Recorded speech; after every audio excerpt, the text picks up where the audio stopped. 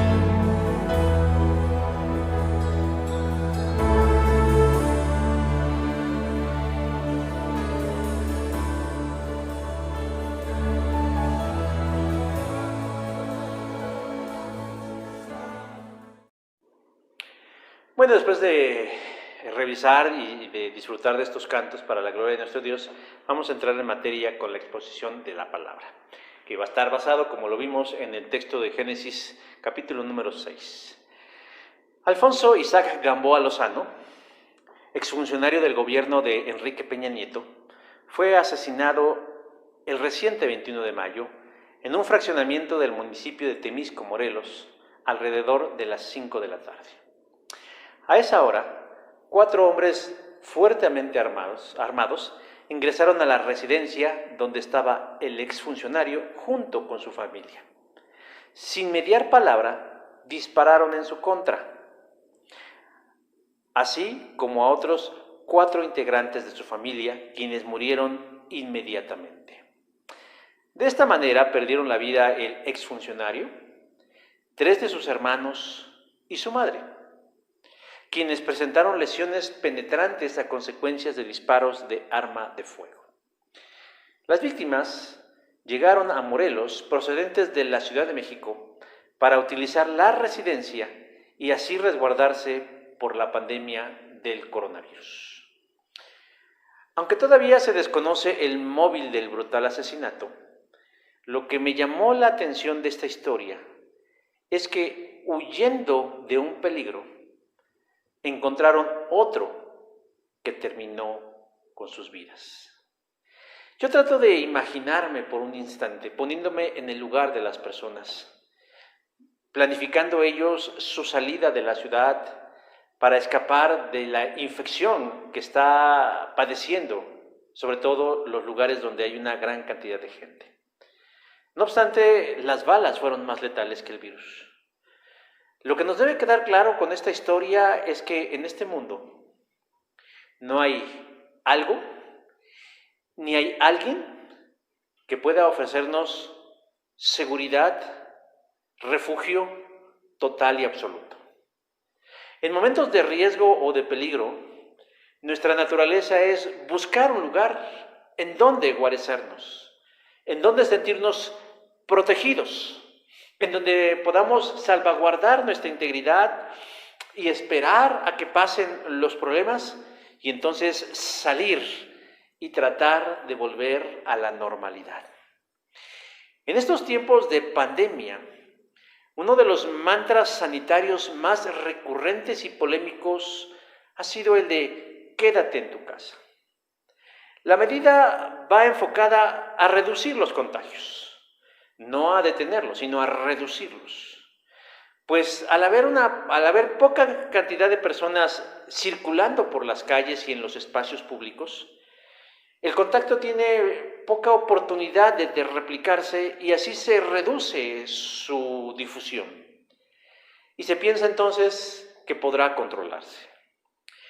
En esta lógica tan elemental, muchos, literalmente muchos, han tomado cartas en el asunto y han guardado la instrucción de quedarse en su casa. Solo que parece que tampoco esta medida es tan segura que digamos. Al menos sé de 2 casos de personas que durante este tiempo de cuarentena no salieron de sus casas, se guardaron. Sin embargo, se infectaron y murieron. ¿Cómo fue esto posible? No se sabe a ciencia cierta cómo fue o cómo es que el virus se pudo colar a una casa e infectar a 2 personas y acabar con sus vidas. Pero esto me reitera la idea central de la reflexión. No existe en este mundo un refugio total y absolutamente seguro. Y no solo para la pandemia del coronavirus, sino para muchos otros conflictos que enfrentamos en la vida donde debemos y necesitamos guarecernos.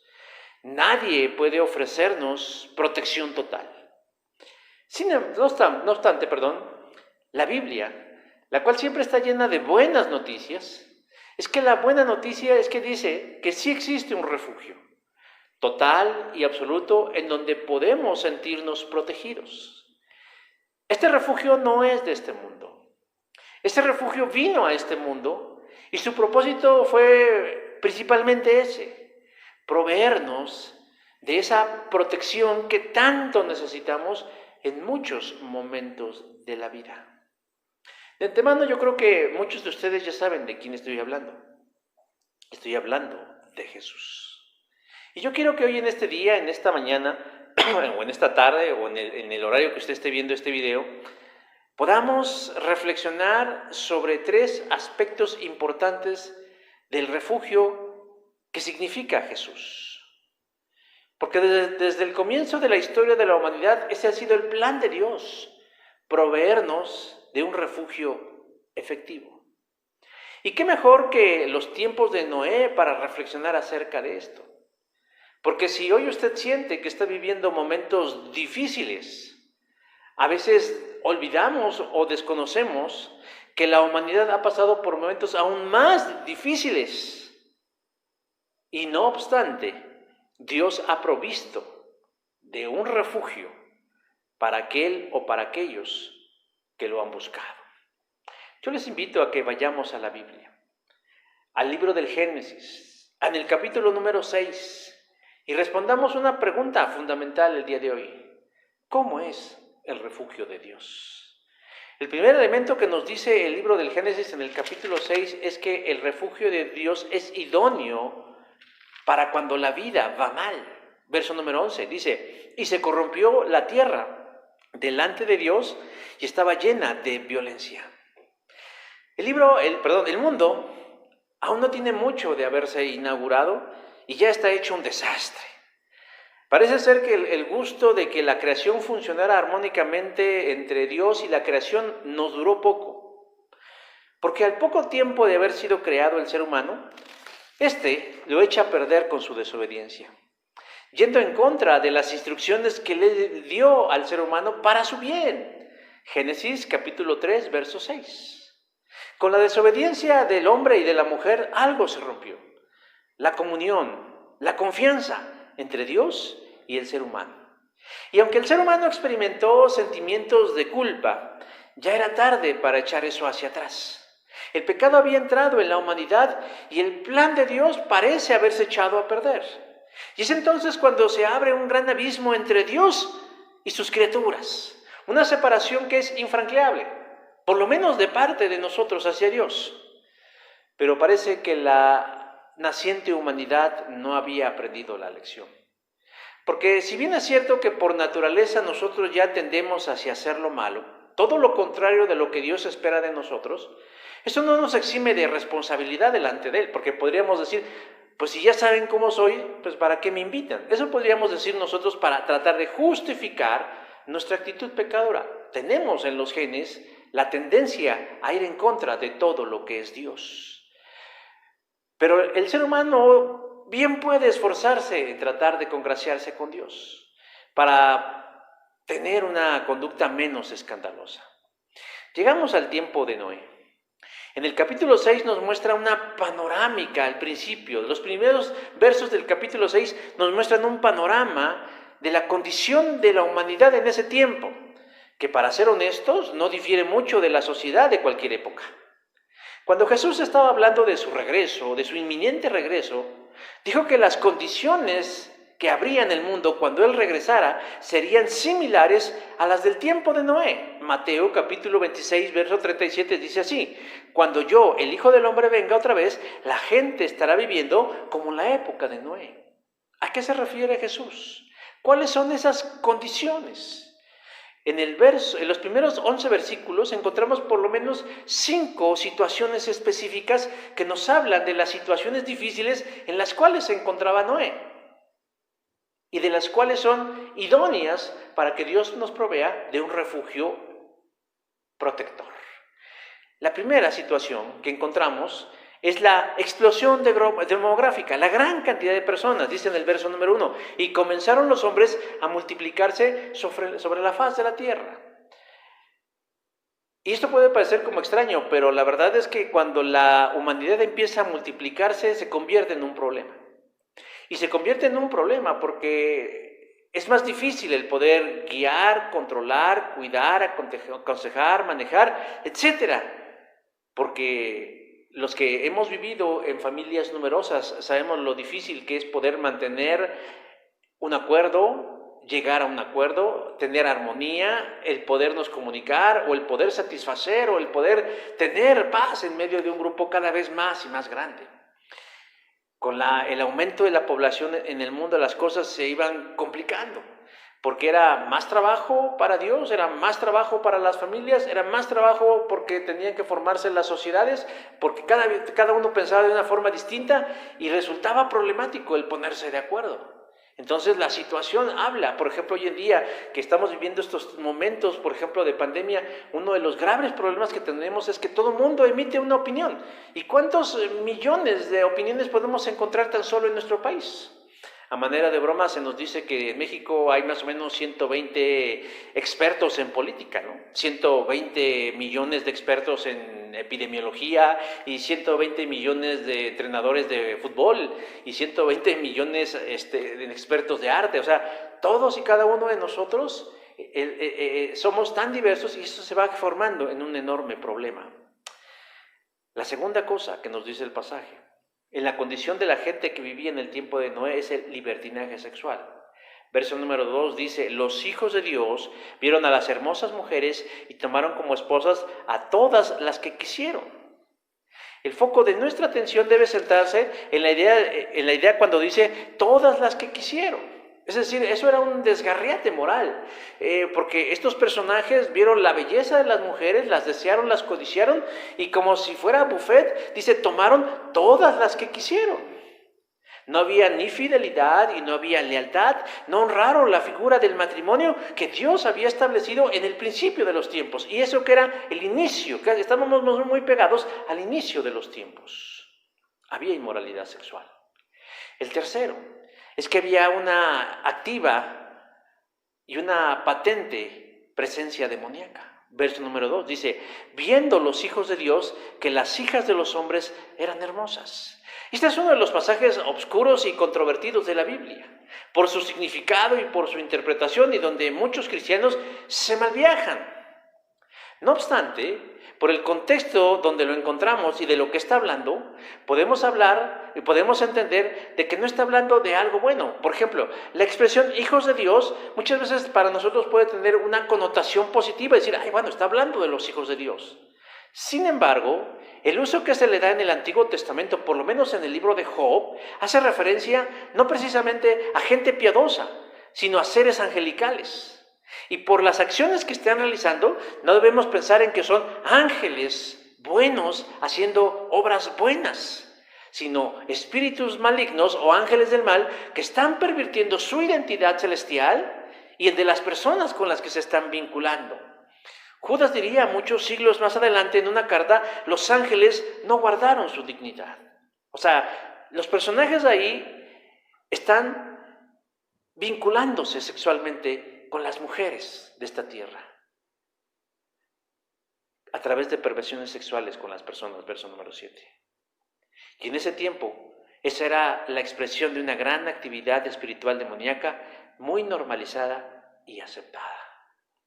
La cuarta característica de la que nos muestra el pasaje es que había un corazón malo en las personas. Verso número 5 dice: y vio Jehová Dios que la maldad de los hombres era mucha en la tierra, que todo designio de los pensamientos del corazón de ellos era de continuo solamente hacia el mal. O sea, la gente del tiempo de Noé era mala, pero mala como la carne de puerco. Yo le pregunto a usted, ¿usted duda que haya maldad en la humanidad? Déjeme decir que durante algún tiempo yo era de aquellos que concedía que la gente no era mala, sino más bien era torpe, o que a lo mejor tenía algún interés válido para hacer lo que hacía. Pero conforme ha pasado el tiempo y Dios ha ido abriendo mi entendimiento, porque yo soy muy torpe, algunos dirán, no, pues es que eso era obvio. Bueno, pues para mí no lo era, yo soy muy torpe. Me fui dando cuenta y fui descubriendo que no se puede disculpar muchas cosas, y que la única explicación válida para esto es que tienen un corazón malo. Por ejemplo, hay quienes en el afán de explicar esta pandemia que estamos viviendo, surgen teorías, como por ejemplo en el que este microorganismo fue creado y modificado en un laboratorio allá en China y luego liberado para causar daño. Obviamente hay mucha gente que no cree esto porque dicen, no, bueno, esto es como una mafufada, esto es como alguien que en sus peores momentos marihuanos ideó esto. Lo consideran fantasioso. loco y producto de una mente ociosa. El contraargumento que dan quienes piensan diferente es que no puede haber alguien tan malo como para hacer este tipo de daño. Es decir, ¿cómo vas a creer que alguien pueda tener tanta maldad de crear y luego liberar un virus y luego difundirlo para que la gente muera en masa? Bueno, yo le puedo decir, yo en lo personal no creo en esa teoría del virus modificado, creado y liberado. Yo no creo eso. Pero eso no significa que no crea que no hay gente mala capaz de hacerle el mal a los demás en masa. Bastaría echarle una mirada a la historia y darnos cuenta que en el siglo pasado, por ahí más o menos de 1939, una nación casi entera estuvo de acuerdo, ya sea de manera abierta o de manera tácita, en el asesinato de más de 2 millones de personas pertenecientes al pueblo judío durante la Segunda Guerra Mundial. 2 millones de personas en un solo lugar. Y eso no tiene una justificación más que es el resultado de un corazón malo. Quiero un ejemplo más actual. El presidente de hoy, el de la OMS, Tedros Adhanom, está vinculado en el exterminio étnico de 2 comunidades en Etiopía cuando él era secretario de salud en su país por un mal manejo de una pandemia sanitaria. O sea, el exterminio étnico en su país. Alguien que considera a otras personas inferiores y que lo único que se puede hacer con ellos es exterminarlo. Y así podríamos ir de ejemplo y darnos cuenta que el corazón del hombre es malo. El último elemento que nos describe el tiempo de la gente de Noé es la corrupción generalizada y la violencia. Dice, y se corrompió la tierra delante de Dios y estaba la tierra llena de violencia, número 11, versículo 11. Todos sabemos el significado de la palabra corrupción, o al menos creemos cuál es el significado de la palabra corrupción. Solo que a veces pensamos que es exclusivamente dar dinero, pensamos que eso es corrupción. Pero en realidad la palabra corrupción, en términos muy simples, significa echar a perder. Algo que se echa a perder. De tal modo que lo que nos describe el escritor sagrado es que en la sociedad del tiempo de Noé todo estaba echado a perder. La sociedad estaba echada a perder, las familias estaban echadas a perder, las relaciones estaban echadas a perder, todo, su fe, todo estaba echado a perder, estaba corrompido, estaba corrupto, ya no servía para nada. Pero la cereza del pastel es la violencia, porque dice ahí, y la tierra llena de violencia. ¿Qué es la violencia? La intención deliberada de causarle daño al prójimo. Bueno, estas son las condiciones en las que vive Noé y su familia. Situaciones muy complicadas, ¿no le parece? Y yo le pregunto, ¿no le resulta familiar? ¿No le recuerda algo? Pues somos nosotros hoy en día. Tal vez solamente vestimos de forma distinta y el mobiliario que nos rodea es diferente, pero es en esencia la descripción de una sociedad como la que vivimos. Y así vivían todos. Y alguien podría argumentar, bueno, pues es que así somos. Tenemos una naturaleza pecadora. Tendemos hacia lo malo. Esa sería una justificación, pero no es así. ¿Saben por qué? Porque nos dice más adelante en el verso número 9, pero Noé, varón justo, era perfecto en sus generaciones. Con Dios caminó Noé. Noé era la excepción a la regla. Él podía tener una vida piadosa. En medio de las circunstancias en las que vivía, él se conducía de manera íntegra, de manera honrada, de manera honesta, de manera santa, porque caminaba de la mano de Dios. Y si él podía, significa que los demás también podían. Porque no era un tipo de superhombre o un extraterrestre o una persona traída de otro planeta. Era un hombre de carne y hueso que también era tentado y vivía bajo las mismas circunstancias que vivían los demás. Pero ese era el ambiente en donde vivía Noé, viciado, tóxico, y debió haber resultado agobiante estar rodeado al sentir tanta presión de sus vecinos, de sus amigos o de sus familiares para convertirse en uno como los demás. Pero para Dios llegó un punto en donde el límite ya era suficiente, y dice el verso 7, raeré de sobre la faz de la tierra a los hombres que he creado. En Dios no hay impunidad, aunque hay que pensar que para llegar a una decisión de este calibre, Dios debió haberlo pensado muchas veces, porque dice en el verso número 6, y le dolió su corazón. Le dolió el corazón literalmente el saber que lo que él había creado con tanta expectativa se había ido hacia la basura y se había convertido en lo que se había convertido. Dios había tomado la decisión de borrar de la faz de la tierra a todas las personas. Ahora, ¿usted cree que en estas condiciones en las que les acabo de describir no era necesario un refugio para Noé, para su esposa, para sus hijos, para sus nueras? Claro, ellos hubieran querido haberse podido enterrar debajo de la tierra o haber buscado un lugar en donde pudieran sentirse seguros, tranquilos y en paz. Pero cualquier lugar donde ellos iban o cualquier lugar donde ellos estaban, siempre veían todas estas cosas tan perversas. Y si a eso le añadimos el inminente juicio de Dios que traería sobre ellos, hace más imprescindible el que ellos puedan encontrar un refugio poderoso, un refugio idóneo, un refugio capaz de poder ofrecerles seguridad, vida y tranquilidad. ¿Cuándo nosotros necesitamos un refugio? Cuando las situaciones de la vida van bastante mal.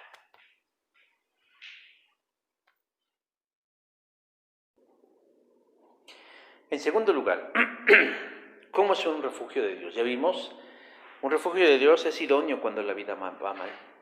Pero en segundo lugar, un refugio es seguro para protegernos. Verso 14 dice, hazte un arca. Dios ve la condición de la humanidad y llega a la dura conclusión.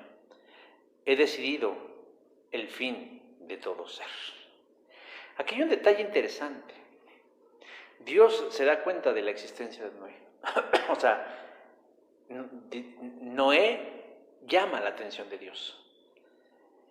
Y Dios decide algo, o sea, decide, sí, va a terminar con la vida de todo ser. Pero ve en Noé una posibilidad, no, ve una probabilidad. Y decide hacer algo importante con él. Y Dios se acerca a Noé. Y Dios le dice a Noé lo que va a hacer. Dios le revela a Noé sus planes. Aquí quiero hacer un paréntesis. Porque algo que yo he aprendido es que Dios no hace nada sino antes se lo revela a sus profetas, es decir, a sus hijos. Y hoy en día puedo decir que ninguno, al menos yo no sé de alguien, de la gente que conozco en el argot cristiano, que ya siquiera ha visualizado que lo que estamos hoy viviendo iba a suceder. La verdad es que no. Puras generalidades y vaguedades, pero en concreto, así como Noé, no conozco a alguien. Y eso habla de que nos hace falta oído y discernimiento espiritual. Cierro mi paréntesis. Bueno, Dios se acerca a Noé para revelarle lo que va a hacer. Pero lo curioso del caso es que no le dice que a él lo va a salvar. O sea, simplemente le dice, raeré de sobre la faz de la tierra toda vida. La desapareceré, estoy arrepentido, me duele en el corazón lo que he hecho. Le dice a Noé cuáles son sus planes, se los revela. Pero no le dice, por lo menos hasta este instante no le dice, pero tú eres la esperanza de la humanidad. No le dice, no le da razones. Y lo más interesante del caso es que Noé tampoco le pregunta, lo escucha. Y más adelante, como veremos, después de escuchar lo que Dios le dice, él decide obedecer a Dios. Imagínense cuánta era la fe y la confianza de ese hombre, porque en ningún momento él dijo, bueno, Señor, yo también estoy incluido en ese plan de destrucción. Me sorprende la fe de Noé. Yo creo que es la fe a la que tendríamos que aspirar muchos de nosotros en momentos difíciles, de decir, Señor, bueno, pues si también yo me voy a ir, pues adelante. Porque ese es el asunto, mis hermanos. Que a veces nosotros tenemos que estar conscientes que lo que sucede y que viene de parte de Dios siempre es la mejor decisión. Pero ese es otro tema. El asunto es de que Dios no le dice a Noé qué va a hacer con él específicamente. Simplemente le dice, voy a borrar de la faz de la tierra a las personas. Pero para eso entonces Dios le empieza a decir algo a Noé. En el verso 14 dice, hazte un arca de madera. Hazte un arca de madera. Es decir, ponte a construir algo. Ponte a construir algo. Muchas veces nosotros endiosamos o mitificamos a los personajes, a los héroes nacionales. Por ejemplo, si nos dicen, ay, Benito Juárez, siempre nos imaginamos al Benito Juárez de los billetes de a 20, ¿no? Ahora creo que son de los billetes de a 1000, pero siempre pensamos en Benito Juárez en esa actitud en donde no se le mueve un pelo. O pensamos en Sor Juana Inés de la Cruz, o pensamos en Morelos, o en Hidalgo, o en Cárdenas, o en cualquier personaje que se convierte en un ídolo nacional, que no se les mueve un pelo, que no cometen errores. Y qué distinto es cuando nos vamos dando cuenta que pues también tenían sus fobias y sus filias y sus defectos y sus virtudes y todo lo demás. Y lo mismo sucede en la Biblia. A veces pensamos que Pablo o que Moisés o que David o que Noé eran gente que actuaban como robots, de que ve y construyeme un arca y el otro sin chistar y haga así como, no, ¿dónde está el martillo y dónde está la madera? No, no, no. Yo me quiero imaginar en ese momento a un Noé que cuando recibe la instrucción de construir una arca, él pone una cara de sorpresa que refleja sus sentimientos de decir, bueno, Dios va a destruir la tierra y me va a poner a trabajar a mí en construir un arca. ¿Qué es un arca? O sea, ¿qué es un arca? No sé qué es un arca. No le dice un barco, no le dice una lancha, no le dice una embarcación. Dice, pues construye un arca. Construye un arca. Dios no seleccionó a Noé por bonito, sino por su fe. Y al mismo tiempo, cuando le dice, construye un arca, que no tenía ni la más remota idea de qué era un arca, ni para qué la quería Dios. Dios no tenía en su mente la idea de que, pues a ver qué se inventa, ¿no? Así a veces nosotros creemos que es la voluntad de Dios. Que Dios nos dice, ve y dales de comer a la gente, mi palabra. Y la gente dice, pues Dios ha de querer que yo invente maneras y formas para hacerlo. No, Dios no quiere que nosotros inventemos. Dios simplemente quiere que nosotros tengamos oído y discernimiento espiritual y atendamos a sus sabias instrucciones. Le dice que haga un arca. Dice yo, no un barco, no una lancha, sino un arca. Y él dice, bueno, ¿qué será un arca? Y como Dios no quiere que Noé se ponga a inventar, ni que se ponga a trabajar la imaginación, Él le da instrucciones precisas, exactas y específicas de cómo quiere que sea su arca. En primer lugar, le dice, ¿de qué material quiere que él construya su arca? Dice, verso 14, dice, un arca de madera de gofer. Claro, no íbamos a decir, no iba a ser el arca de metal porque no había, y tampoco le iba a ser de plástico. Pero sí le especifica qué tipo de madera. Madera de cedro. Es un tipo de madera con una gran fuerza y una enorme resistencia. Pero no solamente dura, sino al mismo tiempo con cierta flexibilidad, porque el uso que iba a tener iba a ser rudo y requería de grandes movimientos. ¿Por qué? Porque lo que iba a ir dentro de esa arca era tan valioso que debía ser bien resguardado y lo suficientemente fuerte y resistente como para poder detener las fuerzas externas que la atacarían duramente y poder resistir. También le dice que recubra esa arca. Verso 14, se la calafatearás con brea por dentro y por fuera. Es decir, la impermeabilizarás. Dios no escatima en asuntos de seguridad.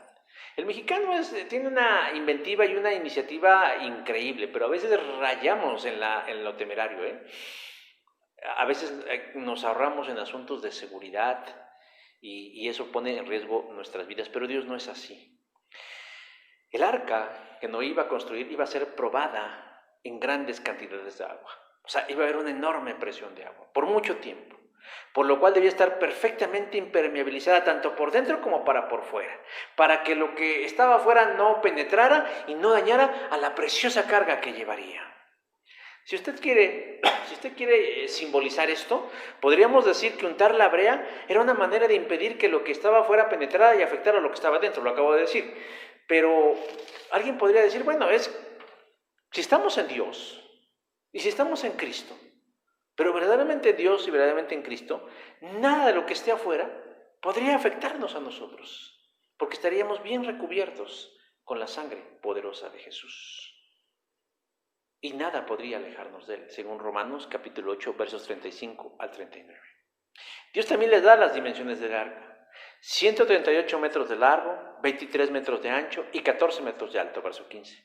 Y especifica algunos detalles, por ejemplo, una abertura de 46 centímetros a manera de ventana y una puerta a un lado de los costados, verso 16. Y por último, Dios le dicta la distribución del arca y le harás piso 1, piso 2 y piso 3, verso 16. En realidad el arca, como decíamos, no era un barco. Ya ven que hemos visto todas esas ilustraciones, principalmente en libros y materiales para niños, en que lo hacen como forma de barquito. Pero no es así. Más bien parecía una caja de zapatos, que tenía las dimensiones semejantes a la de aquel legendario barco que se hundió en abril de 1914, del Titanic.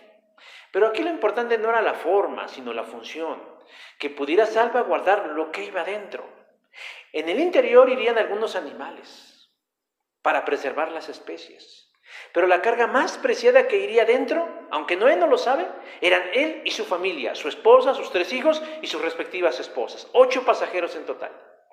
Ellos no fueron elegidos por sorteo, no era un asunto de azar o de suerte.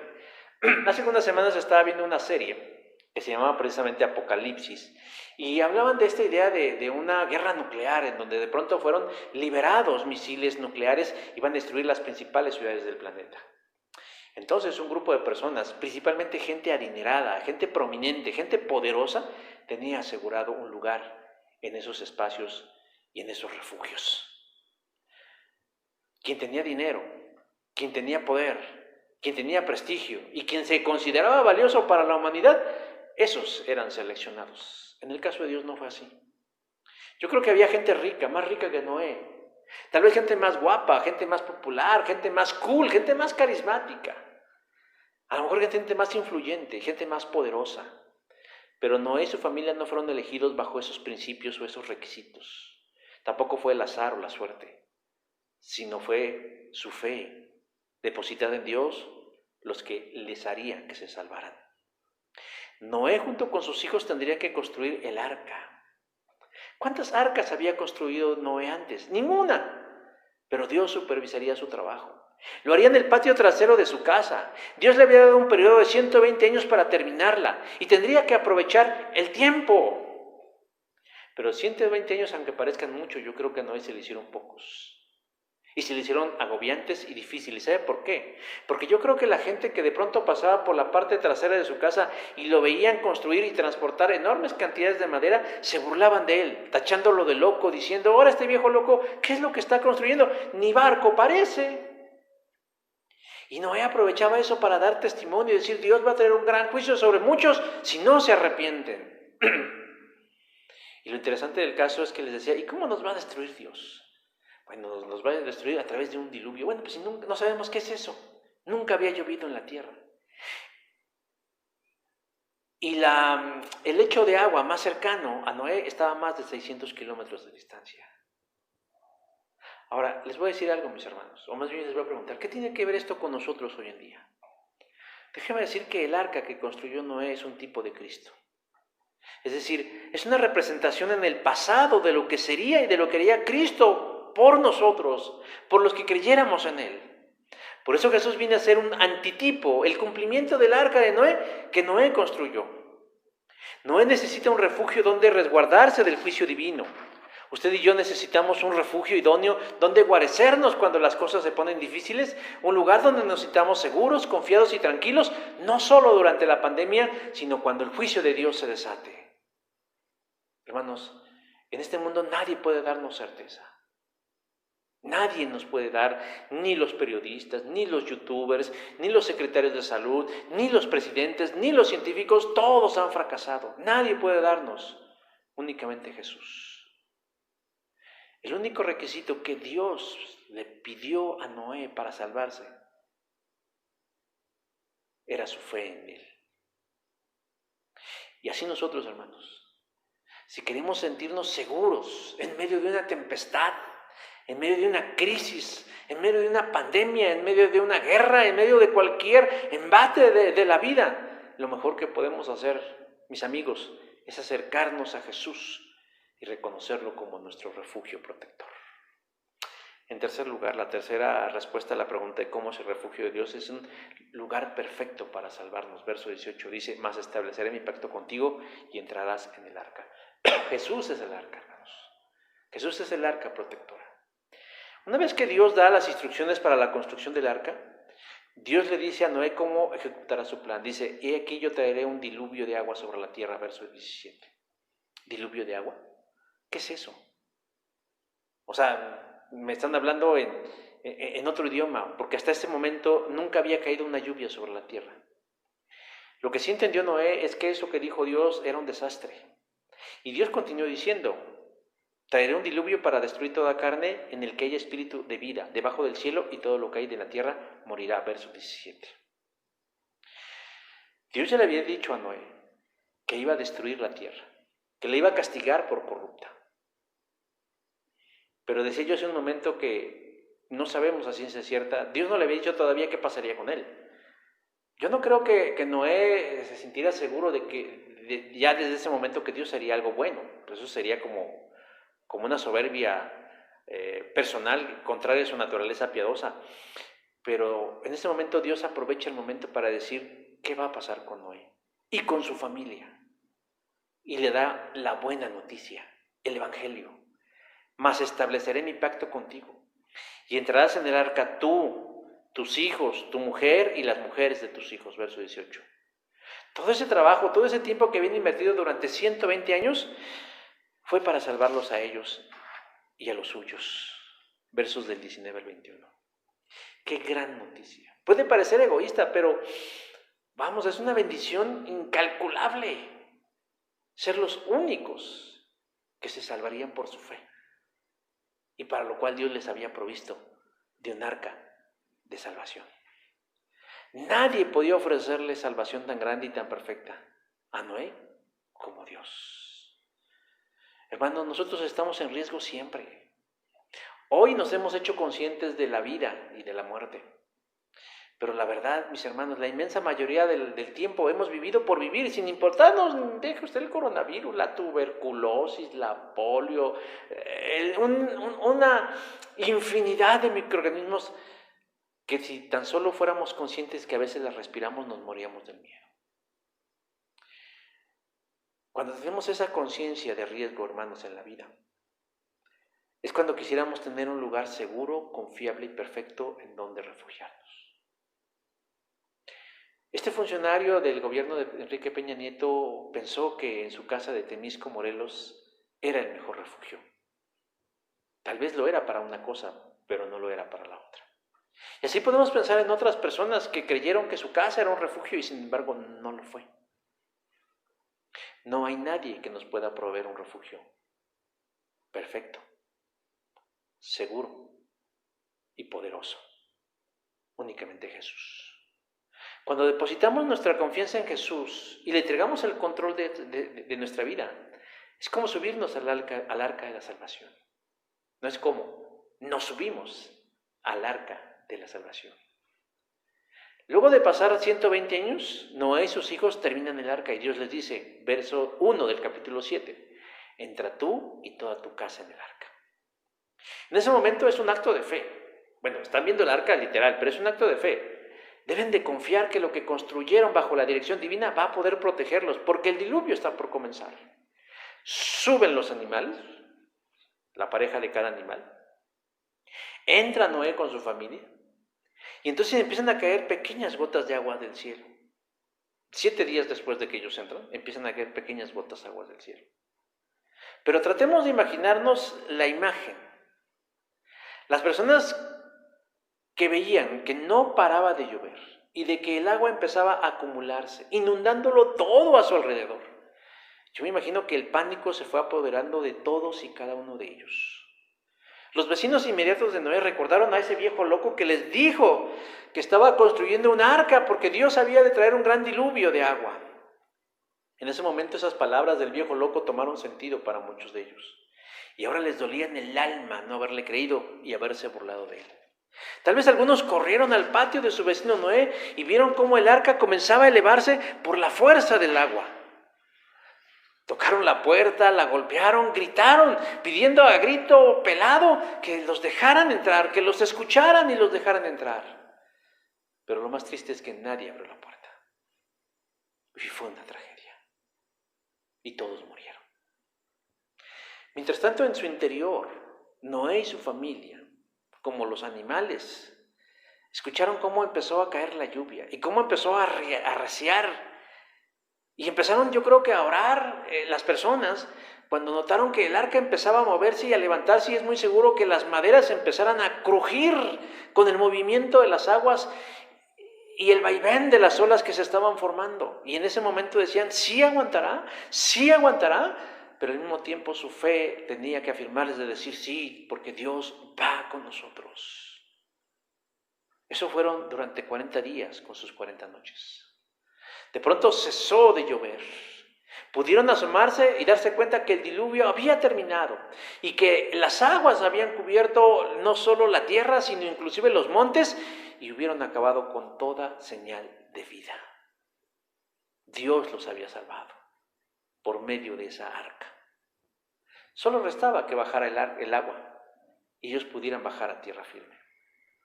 Eso ocurrió meses después, más o menos entre 5 o 6 meses después.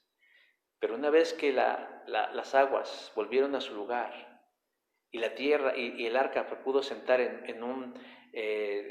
tierra firme, nos dice que lo primero que hicieron Noé y su familia fue edificar un altar a Jehová. Génesis capítulo 8, verso 20. Adoraron al Dios que los había salvado. Hermanos, hay miedo en estos días. Yo le pregunto, ¿quiere usted sentirse seguro? Yo creo que sí. Dios ya envió el remedio para eso. Jesús vino a este mundo y Él es el arca de nuestra salvación. Todo lo que necesitamos, mis amigos, es tener fe en Él y pedirle que nos deje subir para que cuando llegue el diluvio nos mantenga seguros, protegidos y en paz. Y cualquier cosa que suceda en estos días, si usted ha hecho de Jesús su refugio, ya no tiene más poder sobre su vida. Lo más valioso que nosotros podemos poseer es nuestra vida, nuestra alma.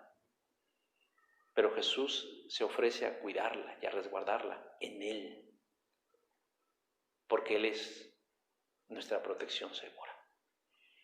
Si tú antes nunca habías escuchado que Dios quiere protegerte y resguardarte en Él, estas palabras son para ti. Jesús está llamando a la puerta de tu corazón. Invítale a entrar, confía en Él, abandónate en sus brazos y pídele a Él que sea tu refugio por siempre. Vamos a orar.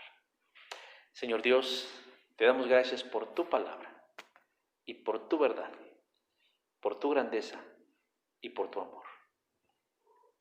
Y permite que las personas que escuchen tu invitación no solo levanten su mano, sino depositen sus vidas en ti para que tú les des salvación y vida eterna.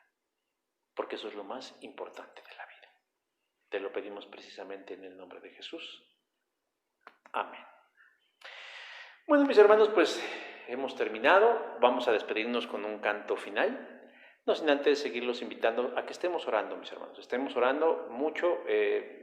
Bueno, oficialmente se está iniciando lo que se conoce como nueva normalidad, pero bueno, más bien nosotros estamos esperando la luz verde del Señor. Y el Señor tiene sus planes y tiene sus tiempos y tiene sus maneras. Entonces estemos muy atentos a los tiempos que el Señor nos está mostrando. Sigamos orando.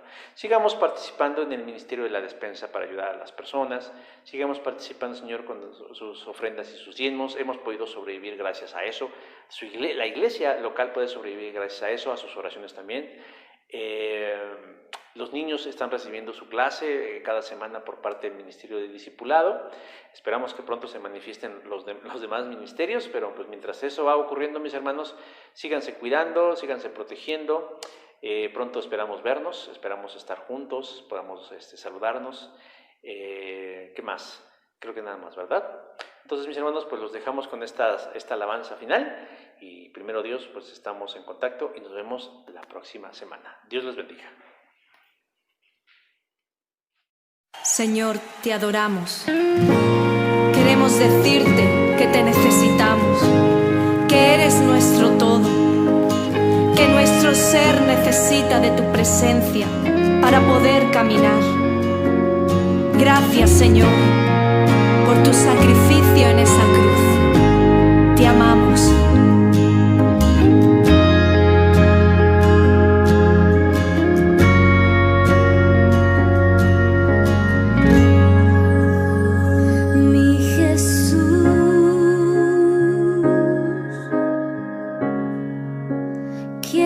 estar cerca de ti